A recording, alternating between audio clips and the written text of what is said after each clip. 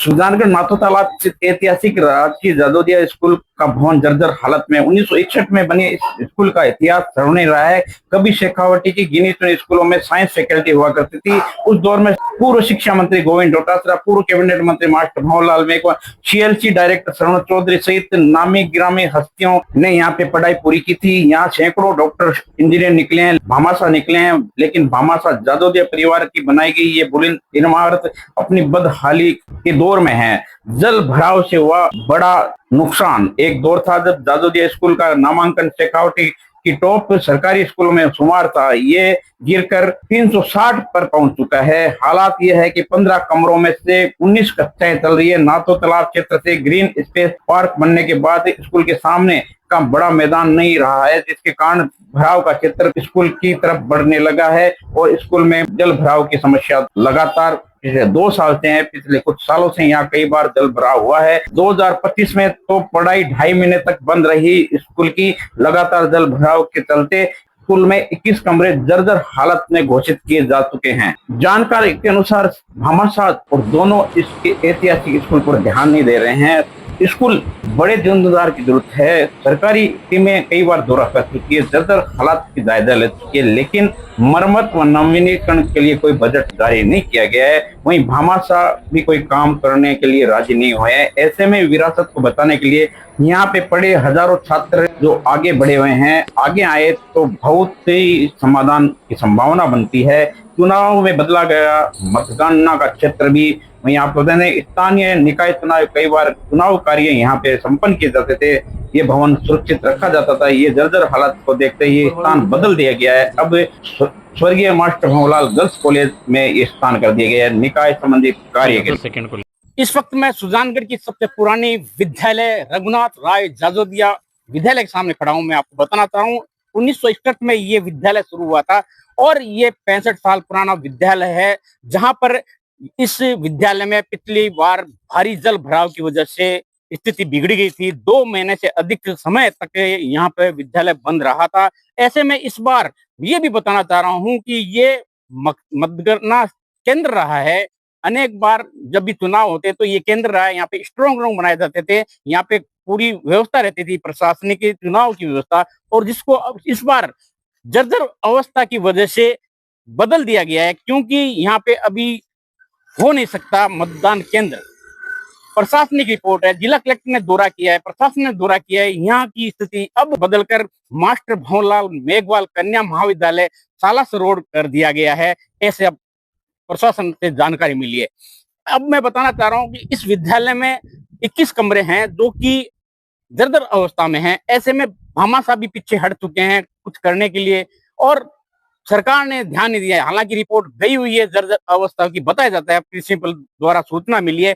और मैं बताना चाहूँ लगभग 22 कमरे हैं जो कि इसे में जर्जर अवस्था में है, और अधिकांश जगह अभी भी जल की स्थिति है, क्योंकि पिछली बार भारी वर्षा की वजह से यहाँ पे पानी आ गया। इसके सामने मोदी गार्डन है, ग्रीन स्पेस पास है, जहाँ पे पानी भराव की वजह से इस विद्यालय में जल भराव हो गया था। और मैं एक बहुत बड़ी जानकारी भी देना चाह रहा हूँ कि इस विद्यालय में पूर्व शिक्षा मंत्री गोविंद डोटासरा 1 साल तक पढ़े हैं अपने स्कूली जीवन में, और सीएलसी के और फतेहपुर से विधायक का चुनाव लड़ चुके भाजपा के शरण कुमार भी इसमें अध्ययनरत चुके हैं। इस विद्यालय में साइंस फैकल्टी उस समय थी और ये एकमात्र इस क्षेत्र का बड़ा विद्यालय था।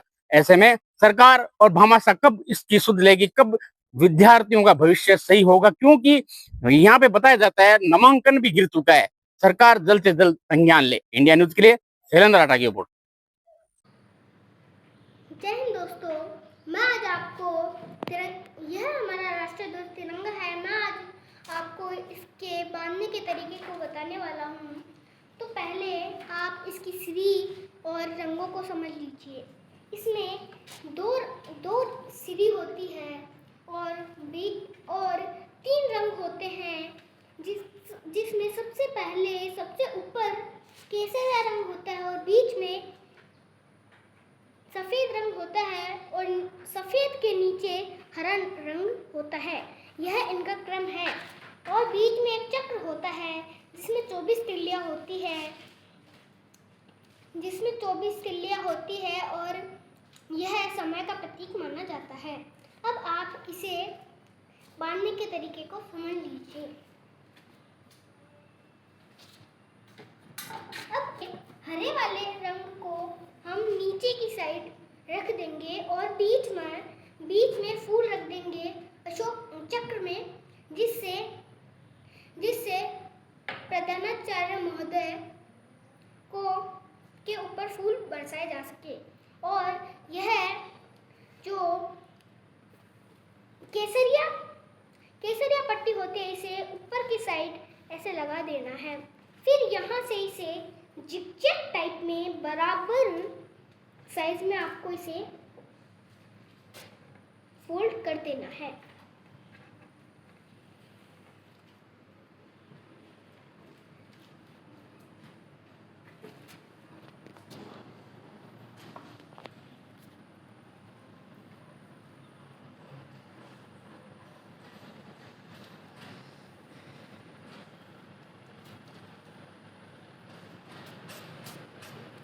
अब इसे बांधने के बाद इसमें मैंने आपको बताया था 2 सीढ़ियाँ होती है, और इसमें यह ऊपर की जो सीढ़ी होती है यह वहाँ पुल पर टक जाएगी और ये सिरे टक जाएंगे, और ये दूसरा नीचे वाला जो सिरा है यह ऐसे शेप में हम इसे बांध देंगे।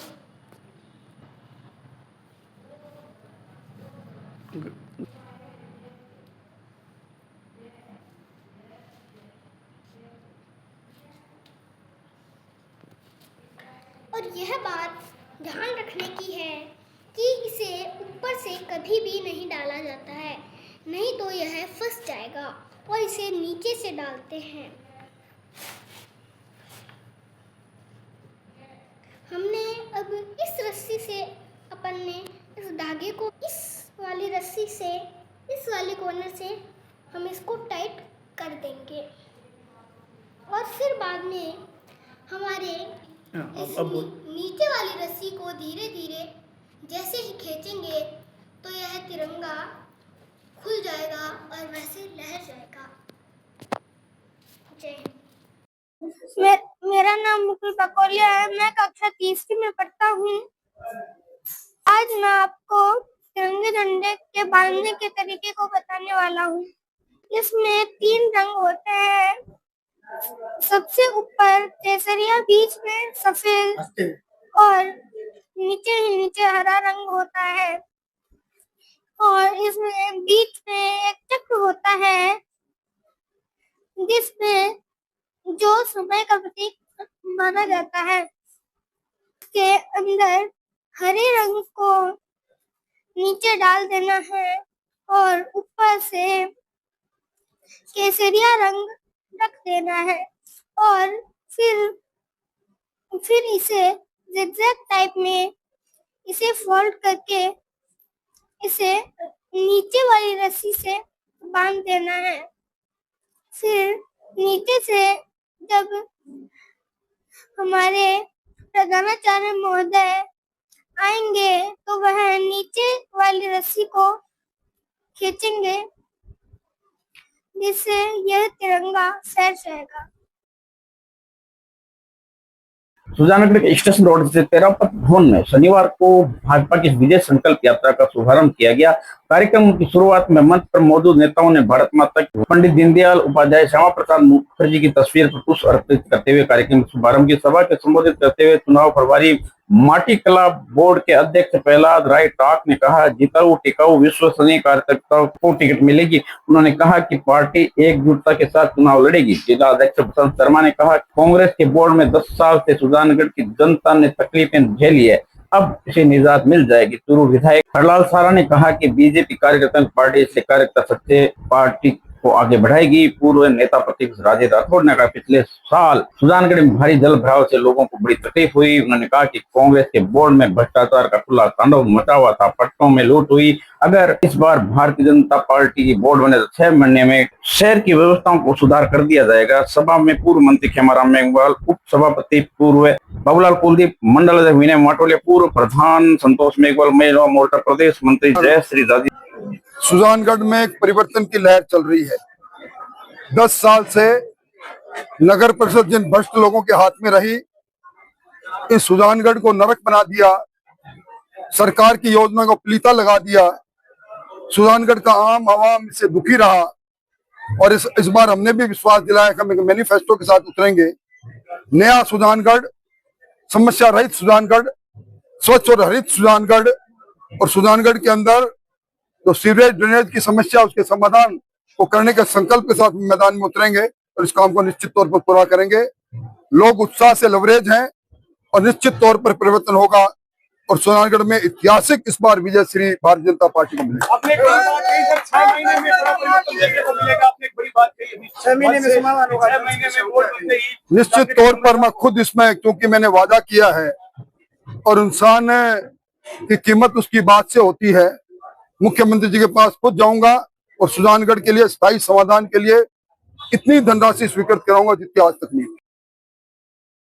सुजानगढ़ कोतवाली पुलिस ने शहर के गांधी चौक में हुई चोरी को 24 घंटे में खुलासा कर दिया। डीएसपी अनुज शुभम ने बताया कि दुकानदार राजेंद्र सोनी की रिपोर्ट पर कोतवाली सीआई मुकेश चंद के नेतृत्व में टीम बनाकर चोरों की तलाश शुरू की गई। कई संदिग्ध स्थानों पर तलाशी गई। सीसीटीवी फुटेज चेक करने के बाद शनिवार को नदीम उर्फ राजू पुत्र फारूक उर्फ शेट्टी फलदार को वार्ड नंबर 8 निवासी मोहम्मद इरफान पुत्र आरिफ को लीलगढ़ को धिंगानियाबाद से गिरफ्तार कर लिया गया। दोनों आरोपियों से चोरी किए गए 5 लाख की कीमत की चांदी के आभूषण व नकदी भी बरामद किए गए हैं। पुलिस ने मामले को लेकर गंभीरता से जांच की है। सुजानगढ़ कोतवाली थाने का दृश्य हम दिखा रहे हैं, जहां आप देख सकते हैं। इस दृश्य में दोनों आरोपियों को गिरफ्तार किया गया है। चोरी के दोनों आरोपी है। इस दौरान सुजानगढ़ डीवाईएसपी अनुज शुभम और सुजानगढ़ सीआई मुकेश कुमार सिंह ने डीवाईएसपी परिसर में प्रेस कॉन्फ्रेंस करके वारदात का खुलासा करते हुए जानकारी दी मीडिया को। 20/8/26 को मध्य रात्रि की एक घटना है, शायद लगभग 2 बजे के लगभग, जिसमें हमें सुबह पता पड़ा कि एक जो है अपने राजेंद्र प्रसाद जी सोनी है, जिनकी दुकान थी, उस दुकान में चोरी हो गई है। तो जैसे ही पता पड़ा तो सीआई साहब घटना में वहाँ पहुँचे और इन्होंने वहाँ पर डीओ को भी भेजा। घटनास्थल का मौका मुआयना किया, इन्होंने मुझे भी इन्फॉर्म किया और वहाँ पर तुरंत ही इसमें संज्ञान लेते हुए टीम गठित की गई, क्योंकि प्रॉपर्टी ऑफेंस एक बड़ा ऑफेंस होता है और ज्वेलर्स की दुकान पे चोरी होना एक थोड़ा सा वो हमारे लिए एक चैलेंजिंग था। तो हमने तुरंत ही टीम गठित करी मुकेश जी के नेतृत्व में और इसमें मुकदमा दर्ज कर इसमें तुरंत कार्रवाई शुरू की गई। घटनास्थल इसमें तुरंत हमने सीसीटीवी फुटेज वगैरह देखे।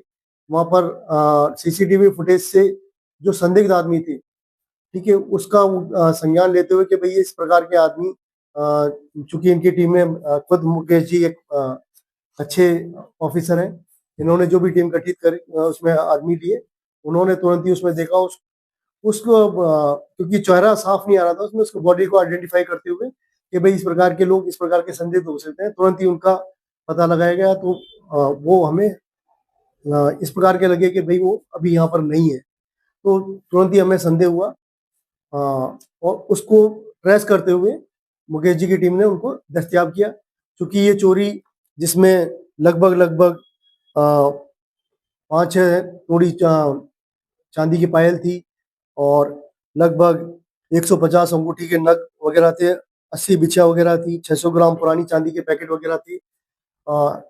इस प्रकार कुल 5-6 लाख रुपए का ये सामान था और एक गुल्लक थी जिसमें वो बताते थे कि हम इसमें रोज पैसे डालते थे 200-200 रुपए, तो लगभग 25-30 हजार रुपए जो उसमें नगद थे उसको भी चोर लेके गया था। चूंकि ये जो चोर है जिसका नाम नदीम उर्फ राजू है, ये एक शातिर बदमाश है। ये पहले भी इसके खिलाफ मुकदमे दर्ज है, लगभग 9 मुकदमे इसके खिलाफ दर्ज हैं और इसी पे हमें संदेह गया था। इसी आधार पर हमने इसको ट्रेस किया और इसको पकड़ा। इसका जो एक और साथी था उसका नाम मोहम्मद इरफान है, इसके खिलाफ भी 2 मुकदमे दर्ज हैं। दोनों को हमने पकड़ लिया है और जो पूरा माल है, लगभग 5-6 लाख का जो माल था, पूरा जो माल है 100% हमने रिकवरी कर ली है। क्योंकि प्रॉपर्टी के ऑफेंस में रिकवरी सबसे ज्यादा महत्वपूर्ण होती है, जो हमारी पुलिस और हमारे मुकेश जी सीआई साहब की टीम ने ये सारी जो है रिकवरी करके मुलजिमों को दस्तयाब कर लिया है और अग्रिम कार्रवाई इसमें की जा रही है।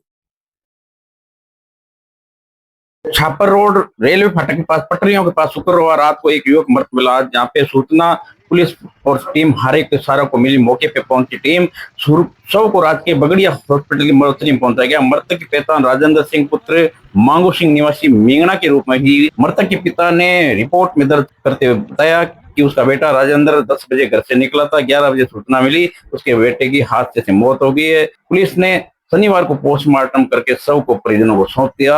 युवक इकलौता बेटा था, 3 बहनें थी। सुजानगढ़ के राजकीय बगड़िया हॉस्पिटल में सूचना मिलते ही बड़ी संख्या में लोग पहुंचे ग्रामीण क्षेत्र के। इस दौरान मीडिया को जानकारी देते हुए बताया, मीडिया ग्रुपों में जो चल रहा है उसके बारे में तो कोई स्पष्टीकरण देना उचित है नहीं इस स्टेज पर। तो बाकी मर्ग दर्ज कर ली गई है पिता की रिपोर्ट पर।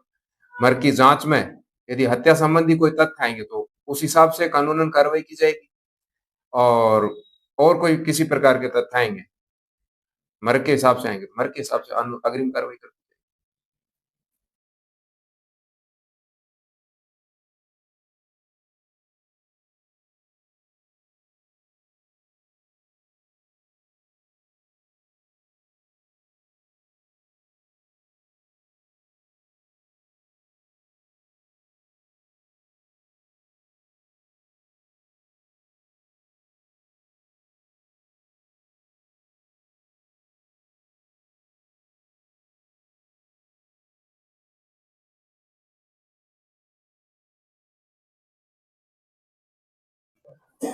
ऐसा है कि पार्टी ने हमारी भारतीय जनता पार्टी ने एक व्यवस्था, सुंदर व्यवस्था की है, जिसके अंदर सभी निकायों के अंदर जो वार्डों के प्रत्याशियों का चयन करने के लिए और उनको जो टिकटों का बंटवारा है वो निष्पक्ष और सर्वे के आधार पर हो, उसके लिए एक व्यवस्था की है। जैसे मेरे को यहाँ हमारे मंडल अध्यक्ष है, हमारे विधायक है, मंत्रीगण है, इनके होते हुए भी हमें प्रभारी बना के एक ड्यूटी दी गई भी आपको निष्पक्ष काम करना है, जो योग्य है, टिकाऊ और जिताऊ उम्मीदवार है उसको लिए करना है। उसके लिए हमने 60 वार्ड है, यहाँ के 60 वार्डों में ये इस तरीके से हमने एक सूची बनाई है, वार्ड के प्रभारी लगाए, ये वहां रहने वाले हैं। ये अभी अभी से शुरू कर देंगे लिस्ट जारी होते ही, जिसके अंदर हमारे महामंत्री जी, इसके मंडल के महामंत्री जी इनके हस्ताक्षरों से जारी की है।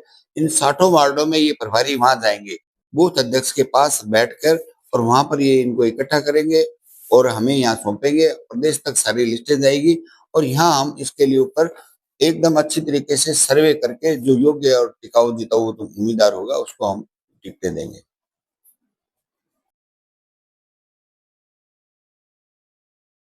नगर निकाय के चुनाव चरम सीमा पे है और जिस प्रकार से माहौल जनता के बीच में बन चुका है, सुजानगढ़ परिवर्तन की ओर है। और निश्चित तौर से भारतीय जनता पार्टी एक अनुशासित पार्टी है और हर कार्यकर्ता जो पार्टी के लिए काम करता है, पार्टी के लिए जो मेहनत करता है, निष्पक्ष भाव से उसको टिकट दी जाएगी और निश्चित तौर से वो जीत के आएगा। जैसा भी भाई साहब ने बताया कि हमारा मोटिव एक ही रहता है कि हर कार्यकर्ता को मौका मिलना चाहिए, हर व्यक्ति को मौका मिलना चाहिए। और सुजानगढ़ में जिस प्रकार से कल जो मीटिंग थी वहां पे लोगों के द्वारा अपनी दावेदारी पेश की गई, बहुत तो खुशी की बात है। और इस बार सुजानगढ़ में भारतीय जनता पार्टी का सभापति बनेगा, क्योंकि कांग्रेस के कुशासन से सुजानगढ़ त्रस्त हो चुका है, इतना त्रस्त हो चुका है कि लोग अपने क्षेत्र को छोड़ के, अपनी दूसरी पार्टियों को छोड़ के अपने मन बदल कर और भारतीय जनता पार्टी की ओर आ रहे हैं। सभी का स्वागत है, लेकिन भारतीय जनता पार्टी के कार्यकर्ता का मान रहेगा, सम्मान रहेगा।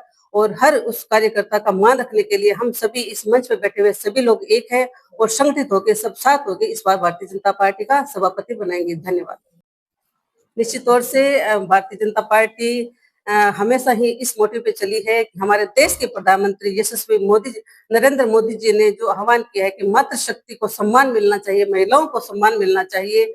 और कल इसका प्रत्यक्ष उदाहरण आपने भी देखा, महिलाओं की संख्या इतनी थी कि हर कोई व्यक्ति देख ये सोच रहा था कि ये कैसे हुआ। तो ये महिलाओं में जागृति है और महिलाएं निश्चित तौर से आगे आ रही है और इस बार परिवर्तन का कारण भी महिलाएं बनेंगी। ऐसा है, भारतीय जनता पार्टी में इस नगर परिषद के चुनाव में ऐसी कोई गुटबाजी नजर नहीं आ रही है, न कोई गठबाजी है।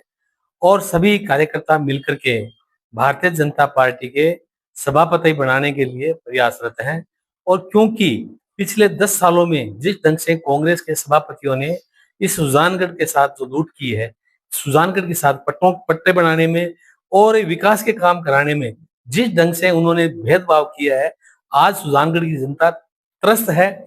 और ये जनता इस बात के लिए त्रस्त है कि सुजानगढ़ के आज पानी की निकासी की व्यवस्था हो, चाहे ड्रेनेज की व्यवस्था हो, चाहे सीवरेज की व्यवस्था हो, चाहे सड़कों की व्यवस्था हो, चाहे पानी की सप्लाई की व्यवस्था हो, सब बातों को लेकर के सुजानगढ़ की जनता इस कांग्रेस का बोर्ड था और उन्होंने जिस ढंग से सुजानगढ़ को लूटा, सुजानगढ़ की जनता के साथ जिस तरह से भेदभाव किया गया, कई वार्डों में जहां आवश्यकता नहीं थी वहां उन्होंने रोडें बना दी। जो बस्तियां जो रोडों से ग्रस्त थी, उन बस्तियों को आज तक उन्होंने रोडों का कोई नाप नहीं लिया, ना कोई टेस्टमेंट बनाया और ना उस रोड बनाने का काम किया।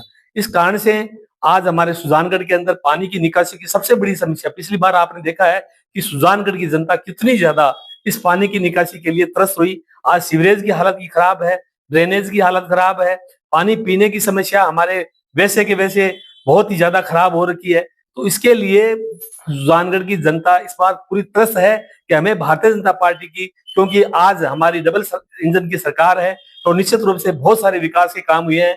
तो इसके कारण से आज सब लोगों की मंशा यह है कि सरकार के साथ कड़ी से कड़ी जोड़ करके और हमें सरकार से काम कराने हैं, तो हमें हमारा यहाँ सभापति है वो भारतीय जनता पार्टी का बनाना है। इसके लिए सब लोग एकजुट है और हम निश्चित रूप से, आपने जो पूछा है कि नए आने वाले आएंगे, कार्यकर्ता के रूप में काम करेंगे, लेकिन उनको कोई हमारी कोई कमिटमेंट नहीं है और हम सबको साथ लेकर के और सुजानगढ़ के अंदर हमें भारतीय जनता पार्टी का सभापति बनाना है, बोर्ड बनाना है। इसके लिए हम सब एकजुट होकर के ये काम करेंगे और सब कार्यकर्ताओं को साथ लेकर के किसी के साथ कोई भेदभाव नहीं करेंगे। हमारे प्रभारी मंत्री दोनों आए हुए हैं, उनके द्वारा वार्डों में सर्वे हो रहा है, अलग अलग सर्वे टीम लगी हुई है, उनके माध्यम से जो रिपोर्ट आएगी उस रिपोर्ट के आधार पर हमें कोई किसी का ये नहीं, हम हमारा पर्याय कोई वो नहीं है, हम सबको साथ लेकर के और टिकटें देकर के अच्छे चुनाव जीतने वाले, टिकाऊ, मजबूत, निष्ठावान पार्टी के प्रति उन कार्यकर्ताओं को टिकट देकर के